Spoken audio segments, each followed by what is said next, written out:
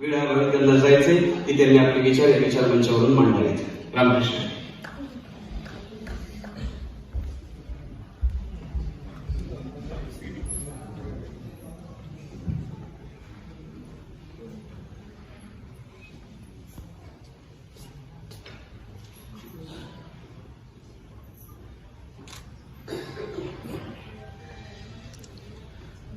ते हे निवृत्तीनाथ ज्ञानेश्वर सोपान मुक्ताबाई ज्ञान दीप्ती कळा.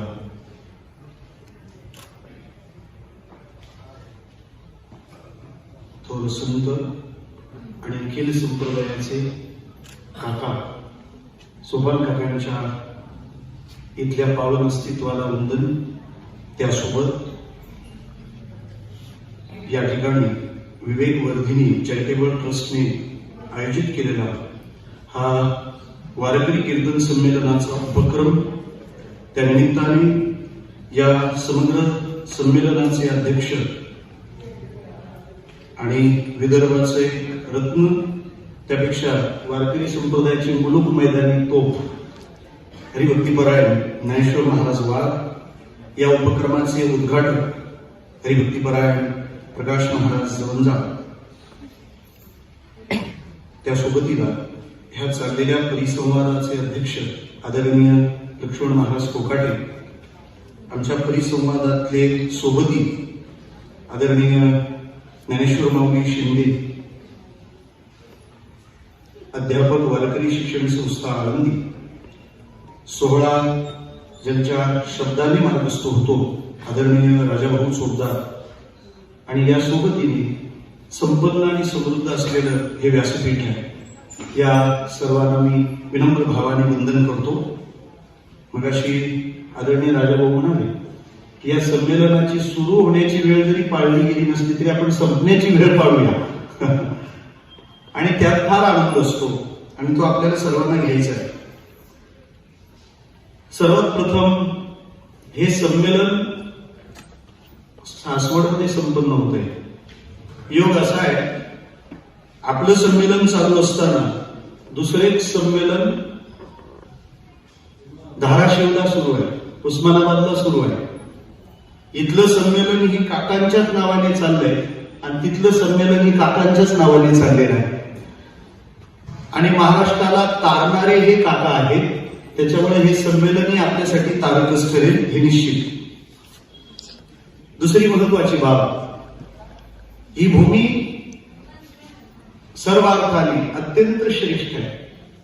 म्हणजे या भूमीने महात्मा धारण केले, या भूमीने धर्मात्मा धारण केले, या भूमीने हुतात्माही धारण केले. आणि अशा भूमीने घेतलेला हा निर्णय आहे. त्यामुळे आतापर्यंत इथल्या भूमीचं कौतुक व्यासपीठानं केलं.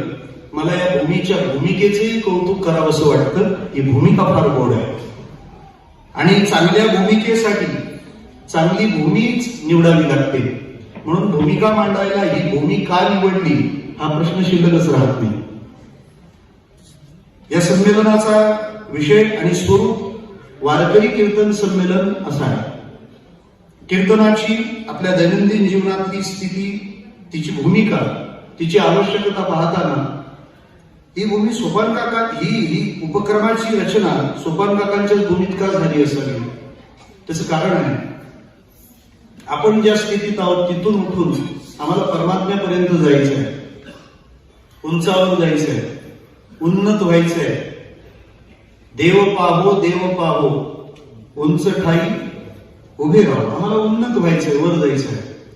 आणि खालच्या माणसाला वर जायचं असतं. त्या वर जाण्यासाठी त्याला एखाद्या पायरीचा आश्रय करावा लागतो. कदाचित आम्हाला आहे त्या स्थितीतून आनंदाकडे जायचं असेल तर कीर्तन ही साधनातली पायरी आहे. कीर्तन हे साधन सोपान आहे. म्हणून ते सोपान काकांच्या भूमीतच आपल्याला सापडलेलं आहे. या सगळ्या उपक्रमाबद्दल सर्वप्रथम या संयोजकांना द्यावी तितकी धन्यता थोडीच आहे. त्याचं कारण कीर्तनकाराच्या आणि कीर्तनाच्या संदर्भात अनेक चर्चा आणि चळवळी सुरू असतात. परंतु आपण या निमंत्रण पत्रिकेतला जर मायना वाचला तर मला असं वाटतं की आमचं बरंचसं काम याने हलकं केलंय. कारण यातली प्रत्येक ओळ महाराष्ट्राच्या जडणघडणीमध्ये कीर्तन परंपरेचं योगदान किती मोठं आहे केवळ याच गान बखान करणारी प्रत्येक ओळ आहे. म्हणजे हे कार्य, हा उपक्रम, हे आयोजन जितकं छान आहे त्यापेक्षा, त्या आयोजनाच्या मागची भावना ही मात्र त्याहून छान वाटण्यासारखी आहे. या संयोजनातून, या वारकरी कीर्तन संमेलनातून बऱ्याचशा बाबींचा उलगडा होतोय. बऱ्याच बाबी आपल्याला नव्याने कळत आहेत. या सगळ्या उपक्रमांची, या साधनांची आपल्या जीवनातली आवश्यकता प्रत्येक जण आपल्या आरुषवाणीने या ठिकाणी व्यक्त करतोय. त्यातल्या परिसंवादातला आजचा विषय माझ्याकडे दिलाय, वारकरी कीर्तन परंपरेचे सामाजिक योगदान. मग अशी वाटतं आदरणीय कोणते साहेब आता नाही ते त्यांनी एका घटनेचा उल्लेख केला की जे काही कराडकर मठात झालं. मला असं वाटतं की एवढ्या सगळ्या व्यापक विस्ताराच्या कामात एखादी घटना या रीतीची होऊन जाते याबद्दल संप्रदाय दिलगिरी व्यक्त करील. पण हिंसात्मक काय घडलं यापेक्षा संप्रदायामुळे जगात अहिंसात्मक काय घडतं याची सुद्धा सर्वांनी नोंद घ्यावी. संप्रदाय या नात्याने मी सर्वांना आग्रह करीन. इराण आणि अमेरिकेत जे चाललंय, युक्रेनचं एक विमान पडलं, 150-200 माणसं गेली आणि इराणने सहज उत्तर दिलं, आमच्याकडून ते चुकून घडलेलं आहे. मला असं वाटतं संप्रदायाचा लेखाजोखा मांडताना या संप्रदायाकडून जे दिलं गेलंय, कारण योगदान मांडताना मला भविष्याच्या योजनांवर फार काही बोलता येणार नाही, कारण माझ्या विषयाला तो पायबंद आहे. योगदान म्हटलं की इथून मागं जे जे काही आहे, जे मिळालंय, जे झालंय, आपल्याला त्याचा विचार करावा लागेल. समग्र जगाकडे पाहताना या जगाने मात्र नेहमी भारताकडे पाहिलं. काहीतरी कारण असेल आणि त्यातल्या अनेकपैकी एका कारणाचा आज जन्मदिवस आहे, जो आदरणीय निवेदकांनी त्याचा उल्लेख केला. आज स्वामी विवेकानंदांचा जयंती उत्सव आहे. समग्र जगाने भारताकडे पाहिले. काय आशा वाटली, काही कळलं नाही. मला वाटतं आशा एवढीच असेल का आता दिशा तिथूनच मिळेल. मी 11वीला असताना मला तिवारी नावाचे प्राध्यापक होते, त्यांनी एक उतारा शिकवला होता, 7-12 नव्हे. उतार्यातला उल्लेख असा होता, जग जिंकायला सिकंदर बाहेर पडला आणि त्याने सॉक्रेटिसला नमस्कार केला. सॉक्रेटिसला सांगितलं, मी जग जिंकायला चाललोय म्हणून तुम्हाला पाया पडतो. खरं आहे त्याचं. जग जिंकायचं असलेल्या माणसाने गुरुला नमस्कार केला पाहिजे, न की गुरु रुको वंदन तो गुरु को चाहिए. त्यांनी विचारलं, गुरुदेव मी जग जिंकायला चाललोय, त्यात हिंदुस्थान जिंकणार आहे, काय अनुभव? उतारा असा आहे, सिकंदर ने कहा सुकरात से क्या तुझको मैं लाऊंगा, विजय डंका बजाकर जब हिंद से लौट आऊंगा. सुकरातचं उत्तर आहे त्याला, तिथून मी सुरू करतोय. कहा सुकरात हे राजन, अगरचे तुम वहां जाना, हमारे वास्ते भारत से एक ज्ञानी गुरु लाना. जग भारताकडे पाहतोय. इथूनच आम्हाला काहीतरी मिळेल. आणि हीच विचार, भारताने काय पुरवलं मला माहित नाही, पण जे जगभर आहे त्याचा उद्गार भारतच आहे. जगाला तंत्र भारताने दिले, जगाला यंत्र भारताने दिले, जगाला मंत्र सुद्धा भारताने दिले. तंत्र आणि यंत्राला सुतंत्र चालवून ठेवण्याकरता मंत्राची भूमिका भारताने काय पकडून ठेवली. जग भारताकडे पाहते आणि त्यात भारत महाराष्ट्राकडे पाहतो. माझ्याकडे पुरावा आहे, नसेल तर त्याला पुरावा. तुम्ही कोणत्याही शहरात जा महाराष्ट्रातल्या, त्या शहराला जी जी माणसं येऊन राहिली आहे ती महाराष्ट्रात राहणारी त्या भारतातून आलेली आहे. साडी विकणारा सुरतचा गुजराती गुजरातवरून आलाय. तुम्ही जिथं सोनं खरेदी करता तो नाकोडा ज्वेलर्स राजस्थानचा आहे. ट्रक चालवणारा सरदारजी पंजाबहून आलाय. सकाळी दूध पाव घेऊन येणारा भैया युपीचा आहे. कचरा उचलणारा बिहारी पटण्याहून आलाय. मुंबईच्या गल्लीत हिंडणारे मच्छीवाले हे पश्चिम बंगालहून आले. मसाला डोसा इडली खायला लोक जिथे जमतात तो उडुपी कर्नाटकचा आहे. अहो आपल्या टायरचा पंचर काढणारा अण्णा सुद्धा केरळचा आहे. हे सगळ्यांना सगळीकडे जायची मुभा होती ना, त्याला घटनेच्या भाषेत संचार स्वातंत्र्य म्हणतात, ट्रॅव्हलिंग इंडिपेंडन्सी. मग ते महाराष्ट्रात काय येतात त्याचं कारण त्याला माहिती आहे. इथल्या माणसांची मन ज्ञानोबाराय आणि तुकोबारायांच्या कीर्तनाने इथं आम्ही कुठूनही येऊन राहण्यासाठी करून ठेवलेली आहे. ही मशागत त्याला कारण बिनधास्त येऊन राहतात. त्यांना अजिबात भय वाटत नाही. त्यांना विश्वास असेल तर तो कशावर आहे? माऊली आणि तुकोबारायांनी केलेल्या कीर्तनाच्या मशागतीवर विश्वास आहे. बरं, बाहेरून येणाऱ्यांचं फार स्वागत आहे असं नाही. झाला तर मनसे विरोधच असतो, तरी ते दिलसे येतात. हा माऊलीवरचा विश्वास आहे, हा तुकोबारायांवरचा विश्वास आहे. आणि त्या महाराष्ट्रातल्या सगळ्या लोकांनी, जग भारताकडे पाहतं, भारतातल्या सगळ्या लोकांनी जर पाहिलं कोणाकडे असेल तर ते वारकरी संप्रदायाकडे पाहिले. म्हणून तर उत्तर भारतातले कबीर महाराज नामदेवरायांच्या कीर्तनात बसतात. आणि केरळचे जगद्गुरु शंकराचार्य पांडुरंगाचा अष्टक गाताना भावमय होता. ही महाराष्ट्राची जादू आहे, ही महाराष्ट्राची जादू आहे. इतकंच नाही, वारकरी संप्रदायाचं या बाबतीतलं योगदान असं म्हणता येईल. आपल्याला सुरुवात आणि शेवट विदर्भातून मिळाली आहे. संमेलनाचे उद्घाटक आणि संमेलनाचे अध्यक्ष, त्याच्यामुळे पुरावा विदर्भातून आला पाहिजे. मधुर अद्वैती प्रज्ञाचक्षू संत श्रेष्ठ गुलाबराव महाराज असं म्हणतात की मी जरी वेगळ्या पंथाचा असलो, मी जरी मधुर अद्वैती असलो, तरी येणाऱ्या काळात वारकरी पंथ हाच विश्वधर्म होईल, ही त्यांची भविष्यवाणी आहे. आणि कीर्तन हे वारकरी संप्रदायाचं लोकांना माहीत असलेलं, किंबहुना लोककल्याणाचं एक साधन, संप्रदायाचा परिचय ज्या गोष्टीने होतो, ती गोष्ट जर कोणती असेल तर वारकरी कीर्तन. आपण वारकरी कीर्तनापर्यंत आलो. या कीर्तनाने समाजाला काय दिलंय? या वारकरी कीर्तनाचं सामाजिक जीवनातलं योगदान काय? काय देतोय हा संप्रदाय? काय देतोय हे कीर्तन? मला असं वाटतं माती कशी आहे, काय आहे हे बघण्यापेक्षा जे पेरलंय ते किती फोपावून आले यावर अंदाज काढायला काय हरकत नाही. भूमीचे मार्दव सांगे कुंभाची लवण, नानाच्या दोन सुकुलीनांचे. वारकरी कीर्तनाचं सामाजिक योगदान किती असेल? अगदी मी अर्वाची तुम्हाला उदाहरण देईल. मधल्या काळात जेव्हा टीव्ही संच नवीन चालला होता ना, तेव्हा सत्याच्या कीर्तनाची लोक कमी झाली होती. लोक तिकडे असायची. कुठे? एक तर टीव्ही समोर चित्रपट पाहायची, नाही तर टॉकीज गजायची.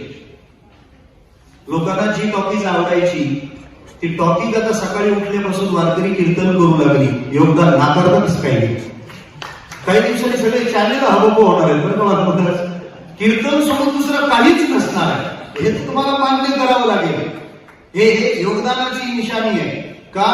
मला असं वाटतं योग्य दान आम्ही करत आलोय, त्यामुळे आम्हाला योगदान नवीन सांगायची वेगळी काही गरजच उरलेली नाही. एक दुसरी महत्वाची बाब, सामाजिक योगदान मांडत असताना याची आवश्यकता यांनी समाजाला दिलंय काय, याची चर्चा आपल्याला पुन्हा पुन्हा आत जाऊन ती करावीच लागणार आहे. मला असं वाटतं वारकरी कीर्तनाचं योगदान सांगत असताना आपल्याला दोन प्रकाराने पाहावं लागेल. एक, कीर्तनाच्या निरूपणातून समाजाला काय मिळालं आणि कीर्तनाच्या पद्धतीतून समाजाला काय मिळालं. कीर्तन परंपरा म्हटलं की तिचा बहिरंग अंतरंग विचार झाला पाहिजे. आणि यासाठी दोन उत्तम मासले माझ्या पुढ्यात आहेत. वारकरी कीर्तनाच्या रूपाचं वर्णन जर करायचं असेल तर एकची टाळी झाली चंद्रभागे वाळवंटी, माझा ज्ञानराज गोपाळाशी लाया वाटी, नामदेव कीर्तन करी पुढे देव नाचे पांडुरंग, जरी म्हणे ज्ञानदेवा बोला अभंग. वारकरी कीर्तनाचं हे रूप आहे आणि वारकरी कीर्तनाचं स्वरूप आहे सगुण चरित्रे परम पवित्रे सादर वर्णावी सज्जन वृंदे मनोभावे आधी वंदावी. मग रूप आणि स्वरूप दोन्ही काहीतरी देऊनच गेले. काय दिलंय कीर्तनाच्या रूपाने समाजाला दिलं? काय समाजात काय निर्माण केलं? आपल्याला आश्चर्य वाटेल. बऱ्याचदा हिंदू धर्मावर ब्राह्मण्यवादाच्या नावाखाली आक्रमण होत राहिले. खरं तर त्यांना उद्ध्वस्त मूळ बुरुज करायचे, आमच्या धर्मनिष्ठा नष्ट करायचे.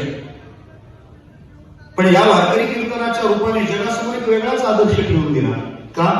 ज्या कीर्तनामध्ये ज्ञानोबाराय चाल म्हणायचं काम करतात ते चाललेलं कीर्तन नामदेव रायांचं आहे. सामाजिक समरसता, समत्व किंवा मी म्हणेन उपासना मार्गातली, साधना पद्धतीतली लोकशाही याच्यापेक्षा वेगळी काय असेल? ह्याच्यापेक्षा वेगळी काय असेल? नामदेवरायांनी कीर्तन करावं, विचार करू नये संतांच्या जन्माचा, पण काही उत्तर देताना या खुलाशात जावं लागतं. ज्ञानोबाराय जन्माने ब्राह्मण आहे, नामदेव महाराज जन्माने शिंपी आहे. मग नामदेव महाराज कीर्तन करतात, ज्ञानोबाराय चाल म्हणतात आणि माऊलींनी चाल म्हणावी याचं डिक्लेरेशन जनाबाई महाराज करतात. मागच्या शतकातले मेधावी प्राध्यापक वासुदेवराव पटवर्धन माऊलींच्या कामकाजाबद्दल असं म्हणतात, ज्ञानोबारायांचा कालखंड म्हणजे काय? ते म्हणाले, it was the period of spiritual democracy in Maharashtra. ज्ञानोबारायांचा कालखंड हा महाराष्ट्रातल्या अध्यात्मातल्या लोकशाहीचा कालखंड आहे. पुढे ऐका, त्या कीर्तनाला समोर कबीर महाराज येऊन बसतात. कबीर मोमीन लतीफ मुसलमान सेना नावी जाण विष्णुदास. ही जी सगळी क्रांती आहे, हा जो सगळा विचार दिलाय, हा कीर्तनाचं स्वरूप आम्हाला विचार देतो. हे बहिरंग रूप लोभस्वान आहे. आपल्याला आश्चर्य वाटेल की या ठिकाणी आमचे आदरणीय माऊली उपस्थित आहे. सद्गुरु जो महाराजांनी ही क्रांती केली, नाहीतर आम्ही जेवढं फिरलोय ना मोठी, तेवढं चित्र थोडंसं वेगळं आहे. उत्तर किंवा दक्षिण या बाबतीत थोडीशी कठोर भूमिकेत राहते. मी माझा अनुभव एकदा शेअर केला होता की मुंबईत कार्यक्रमासाठी बोलावलं. हिंदीतलं झाल्यानंतर त्यांनी प्रश्न विचारला, महाराज जी आपली प्रवचन तो बढिया किया, लेकिन क्या ब्राह्मण हो? म्हटलं आता पाटलाची विकेटच काढली घड्याळी. क्या ब्राह्मण हो? मी म्हटलं प्रवचन एवढं दणकून केलंय तर थोड्यासाठी माघार का? मी म्हटलं हा मी ब्राह्मण हो. आता मला काय माहिती, पहिला बाउन्सर दुसरा गुगली येईल तो. त्यांनी दुसरा गुगली टाकला, ब्राह्मण होतो कोण से ब्राह्मण? पण ब्राह्मण म्हटलं एकतर देशस्थ असतात, नाही तर कोकण असतं. मी पडलो तटस्थ. पण तेवढ्यात माघार घेईन कसा? त्याला म्हटलं मी ब्राह्मण हो, मैं वारकरी ब्राह्मण हो. हे आम्हाला जो महाराजांनी दिया हुआ परमिशन आहे. कोणीही असो, इथं जात विचारली जात नाही. सामाजिक समरसतेच्या गप्पा मारणारी माणसं जातीचा दाखला दाखवल्याशिवाय आत घेत नाही. मला त्याला सांगावंसं वाटतं, वारकरी कीर्तनाने काय केलंय, जरा काल्याच्या कीर्तनात जाऊन पहा. एकमेका देवमुखी सुखे घाल बहुबरी. सामाजिक समरसता तिथून व्यासपीठावर मंचावरून घोषणान भाषणाने होत नसते.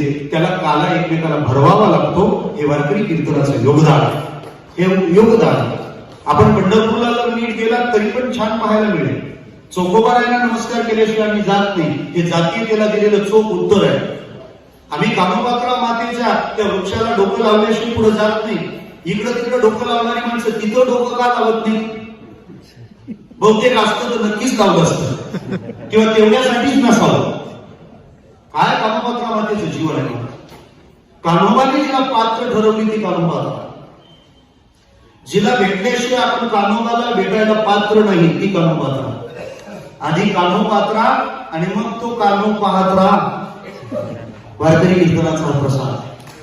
ही सामाजिक समरसता इथं प्रॅक्टिकल आहे. इथं प्रॅक्टिकल, इथं थेरॉटिकल काहीच नाहीये. इथं जे घडतं ते कृतीशील आहे, कार्यप्रवण भूमिकेतलं आहे. एक दुसरी महत्वाची बाब, त्या काळात वारकरी कीर्तनाने समाजाच्या बाबतीत घेतलेलं महत्वाचं धोरण म्हणजे लोकशिक्षण. अंधश्रद्धा आधी करून सगळ्या समस्यांनी ग्रस्त झालेलं वर्ग होतं. गाडगे बाबांचा जो अट्टहास होता, गाडगे बाबा पण शासनाने किंवा सर्वांनी स्वीकारले, पण ते असे हाफ स्वीकारले. म्हणजे गाडगे बाबांच्या झाडूचा आग्रह आम्ही स्वीकारला, झाडून स्वीकारला. पण त्यांनी दुसरा प्रश्न विचारला होता, असा कसा तुमचा देव घेतो बगऱ्याचा जीव. हे चालू असताना कत्तलखान्यांना परवानगी कशा मिळतात? आम्हाला गाडगे बाबा पण अर्धेच पाहिजे ना, नको. मला असं वाटतं हे जे सगळं समाजात गरजेचं होतं ते सगळं वारकरी संप्रदायाने दिलंय. अंधश्रद्धांच्या विरोधात एवढं चांगलं काम कोणीच करू शकलो नाही. वारकरी कीर्तनाने जनजागृती केली. नेणती काही टाणा टोणा नामस्मरणा वाचुनी हे वारकरी कीर्तनाने सांगितलंय. साधू फसवे असतात हा अनुभव लोकांचा असेल. महाराष्ट्रात कुठलाच रामराज्य कधीच उभा राहणार नाही, कारण महाराष्ट्राची जनता गाथा ज्ञानेश्वरीच्या डोळ्याने सगळं परमार्थ पाहते. त्यामुळे इथं फसवणुकीचा प्रश्न नाही. अध्यात्माचा विचार तसा एकांतातला. आवडी विठ्ठल गायची एकांती. पण आमचे संत कनवाळू आहे आणि त्यामुळे सामाजिक योगदान कीर्तनाचं म्हणताना मला तर असं वाटतं, सामाजिक योगदानासाठी जे साधन उभं राहिले ते वारकरी कीर्तन. त्याच्यामुळे साखरेत गोड आहे अशी चर्चा करण्यापेक्षा साखरच गोड आहे असं म्हणून खाऊन घ्या. योगदानासाठीच आहे. मला लोकांमध्ये आलं ते कीर्तन, लोकांपर्यंत पोहोचलं, लोकांसाठी त्याने काम केलं. त्याच्यामुळे वारकरी कीर्तनाच्या संतत्वाच्या व्याख्या सुद्धा फार निराळ्या. जे का रंगले गांगले त्यासी म्हणे जो आपुले, तोची साधू ओळखावा देव तेथेशी जाणावा. हे काम आमच्या करता या वारकरी कीर्तनाने केलेलं आहे.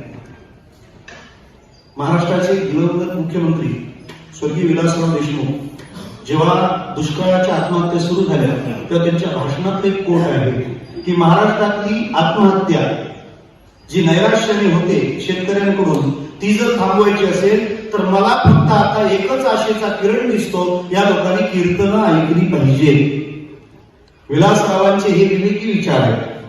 त्याही वेळेला तिथेही आशा होती ती कीर्तनाचीच होती आणि त्याही वेळेला काम केलं ते कीर्तनाने केले. आमच्यापैकी ते श्यामसुंदर महाराज सोडलं आता मराठवाडा पिंजून काढत होते. त्यांच्या परीनं त्या प्रांतात चाललेलं ते काम आहे. आणि मला असं वाटतं आजही महाराष्ट्राचं जे स्वास्थ्य सुव्यवस्थित आहे ते कीर्तनाच्या जोरावर आहे. त्यामुळे मला फार वाटतं की कीर्तनाबद्दल आणि कीर्तनकारांच्या योगदानाचा विचार करता मीडियात ज्या गोष्टीचं चर्वण केलं जातं ते अयोग्य आहे. तुम्ही कोणाबद्दल काहीही बोला, पण कीर्तनकार आणि सैनिक या दोघांबद्दल बोलताना प्रत्येकाने विचार करा. त्याचं कारण सैनिक उभा आहे म्हणून आम्ही घरी व्यवस्थित राहू शकतो, देश आमचा सुरक्षित आहे. आणि कीर्तनकार रोज रस्त्यावर आहे म्हणून समाज आजचा सुसंस्कृत आहे. नाहीतर काय झालं असतं ते भयानक वास्तव आम्ही स्वीकारू शकलो नसतो. या वारकरी कीर्तनाने आपल्याला सतत एक आनंद दिलाय, समाधान दिलंय. मी तर त्याहीपेक्षा शेवटचा मुद्दा सांगेन. आम्हाला सगळ्यांना वेळ वाटप करून घ्यायचा आहे. आम्हाला पुन्हा जीवाची मुंबई काढायला जायचं आहे, ती मुंबई गाठायची आहे. मी एकच सांगेन की सिद्धी देणाऱ्या सगळ्या साधनांमध्ये वारकरी कीर्तन निराळं यासाठी आहे. बाकीची साधनं कदाचित सिद्धी देतील, कीर्तनाने सगळ्यांना जे जमलं नाही ती शुद्धी समाजाला कीर्तनाने दिली. आणि ती सुद्धा किती उच्च अधिकाऱ्यांची कबुली आहे. घोटवीन लाल ब्रह्मज्ञान्या हाती मुक्त आत्मस्थिती सांडली ब्रह्मभूत काया होतसे कीर्तनी भाग्य तरी ऋणी देवायसा संसाराचे अंगी अवधीच व्यसनी आम्ही या कीर्तने शुद्ध झालो. त्याच्यामुळे मला असं वाटतं कीर्तन ही शुद्धच आहे. किंबहुना अशुद्धाला शुद्ध करण्यासाठी जळती दोषाचे डोंगर शुद्ध होती नारीनं. त्यामुळे संप्रदायाची कीर्तनी साधना मुळातच शुद्ध आहे. तिला आणखी शुद्ध वगैरे करायची काही गरजच नाहीये. मला असं वाटतं आपण तिथे येऊया आणि आपण शुद्ध होऊया. मला असं वाटतं सिद्धीसाठी खूप काही गोष्टी असतील. वारकरी कीर्तन परंपरेचं मोठं योगदान आहे. समाजाला त्यांनी सिद्धी दिली. विकाराने ग्रस्त असलेली माणसं त्यांच्यासोबत विचार उभा केला. काम नावाचा विकार ग्रस्त करत होता, संतांनी त्याला थांबवलं. जोडोनिया धर उत्तम व्यवहारे हा अक्कापून अभंग शुद्धी शिकवणार आहे. प्युरिफिकेशन या सगळ्याचं आम्हाला त्यातून मिळतं. तेव्हा विस्ताराचा विषय आहे, खूपच विस्ताराचा विषय आहे. मग अशी जवळजवळ महाराज म्हणाले की माईक हा विषय असा आहे की त्याचा मोह आवडत नाही, म्हणून बहुतेक एरती माईक आहे म्हणून तुकोबारे थांबले असावे. पण सगळ्या माईकाचा मोह सोडलेल्या माणसांकडे आलेला माईक आहे. नक्की काहीतरी चैतन्याचा अनुभव आपल्याला आल्याशिवाय राहणार नाही. आपण सर्वजण 8 तास करतात. मला गोडमाने सर असतील, भोसले सर असतील, त्यानंतर आमचे आकाश महाराज असतील की पुढच्या वेळेला हा जेव्हा कार्यक्रम असेल तेव्हा तो आणखी वेगळ्या संख्येचा, वेगळ्या गर्दीचा आणि वेगळ्या भूमिकेवरचा असेल, ज्याची उपयुक्तता खूप अधिक आहे. तर तुम्ही 8 तास केलाय ना, मला ह्या काकांकडून त्या काकांना आवाज द्यावासा वाटतो की कशाचं चर्वण झालं पाहिजे हे उस्मानाबादने सुद्धा सासवडकडे लक्ष ठेवावं. उस्मानाबादने सासवडकडे पाहावं, जिथं प्रत्येक क्षणाला उपयुक्तता आहे, काहीतरी लोकांना मिळतंय आणि तो विचार घेऊन जातात. मला असं वाटतं या कीर्तन परंपरेच्या ऋणात राहणं एवढंच महाराष्ट्र करू शकतो आणि तरच तो महाराष्ट्र होऊ शकतो, राहू शकतो. तेव्हा माझ्या आणखी सोबती आणि सहकारी या परिसंवादात आणखी बोलणार आहे. आपण सर्वांनी मला इथं बोलावलं. खरं तर इतकी मोठमोठी मंडळी इथं आहे की त्यांच्या चरणाशी बसावं आणि त्यांचं श्रवण करावं. पण तरी मला पहिलं काल उठलंय, मला अजून काहीच कळलं नाही. पण असं म्हणतात की अनेकदा मोठा काही उपक्रम असेल तर पहिल्यांदा छोट्या गोष्टींनी त्याची सुरुवात असावी. त्याच्यामुळं हे येवलेचं रोप पहिलं लावून दिलंय. अजून तुम्हाला त्याचा विस्तार अनुभवता येणार आहे. आणि आदरणीय वाघ महाराज व्यासपीठावर आहेत, त्यामुळे आम्ही सगळे निश्चिंत आहोत. कारण का वाघ महाराज आहेत ते एका ढरकाळीत सगळं काम करून टाकतील. संप्रदायाचा ढाण्या वाघ आहे तो. आणि संप्रदाय आणि महाराष्ट्र त्या माणसाच्या त्या दिव्य परखड स्पष्ट विचारांना नेहमीच असुसलेला राहतो. या आदरणीय व्यासपीठाला, आपल्यातल्या भगवंताला आणि त्या काकांच्या पावन भूमीला पुन्हा एकदा विनम्र भावाने वंदन करतो. आणि माझ्या लांबलेल्या या विधान यात्रेला विराम देतो. रामकृष्ण हरी.